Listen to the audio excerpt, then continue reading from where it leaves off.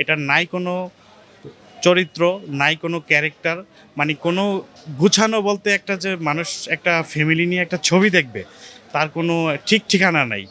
আসলে সাকিব খানের ফ্যান হিসাবে আমি এতটুকুই বলতে চাই, ইতিপূর্বে পূর্বে যে সাকিব খান তুফান সিনেমাটি করেছে সেটার যে জনপ্রিয়তা, যে একটা চরিত্র, যে একটা কেমিস্ট্রি, সেখান থেকে এই অনন্য মামুন পরিচালনা যে ছবিটা করেছে এটার নাই কোনো চরিত্র, নাই কোনো ক্যারেক্টার, মানে কোনো গুছানো বলতে একটা যে মানুষ একটা ফ্যামিলি নিয়ে একটা ছবি দেখবে তার কোনো ঠিক ঠিকানা নাই।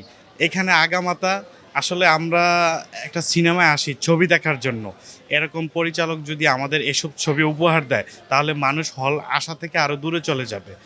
তো আমরা যতটুকু আমাদের এই পরিচালকদের প্রতি আহ্বান থাকবে, আমাদের যারা বাংলাদেশের নাট্যকার আছে তাদের থেকে কিছুটা হলো অ্যাডভাইস নেওয়া দরকার।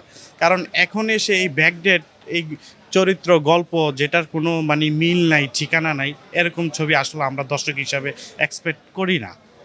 আসলে ছবিটা এখনও পুরো ছবি দেখি নাই, কিন্তু এই ১ ঘন্টা ১০ মিনিটের যে অর্ধেক ছবিটা দেখেছি এ থেকে মানে আমরা একটা বিনোদন দেখব। বিনোদনে দেখার মধ্যে আমরা বিনোদনে ঢুকে যেতে হবে। কিন্তু আমি যতটুকু আশেপাশে ফলো করলাম যে ১০ মিনিট পর থেকে প্রত্যেকটা দর্শক তাদের নিজেদের মোবাইল নিয়ে বসে ফেসবুক চালাচ্ছে। তার ছবির প্রতি কোনো আকর্ষণ নাই। এটার কারণ হচ্ছে কোনো একটা ভালো গল্প নাই। আসলেও গল্প না হলে ওই ছবিটা দেখে দর্শক মানে কি শিখবে আর কি দেখবে?